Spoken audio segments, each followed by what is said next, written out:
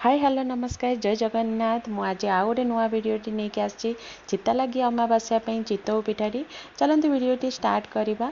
मु 2 ग्लास चाउल नहीं से किसी मेथी पकईकी मु भिजेकी छाड़ी नेबी 4 ରୁ 5 घंटा जाए भिजी गला परे मु ताको एबे पेसिबी से ग्लास रे 2 ग्लास मु मापिकी नड़िया नहीं जीवी सेतिकी परिमाण नेले पिठाटी बढ़िया से फुले और बढ़िया टेस्ट लगे ताको मु 4 ରୁ 5 घंटा छाड़ी नेबी।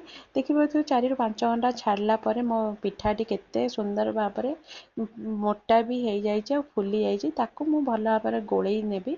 गोलैला परे मु सेतिरे स्वाद हिसाब रे लूण हाफ स्पून बेकिंग पाउडर नहीं आपन चाहिले नहीं पारिबे न नहीं पारिबे।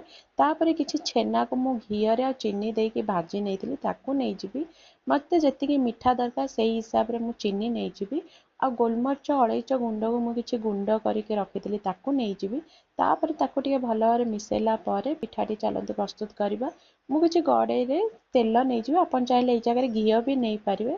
तापर सेथरे 2 चामच खंडे मु से सेदुओ को मोर देदेवी अल्प देवी कारण बेसी देला पिठाटा भितर कंचा रहिबो मोटा रहिबो भल लागिबो। तापर मु घोड़ेला परे ता चारिपटे पानी को देदेवी से पानी रो बांफरे से सिजिबो।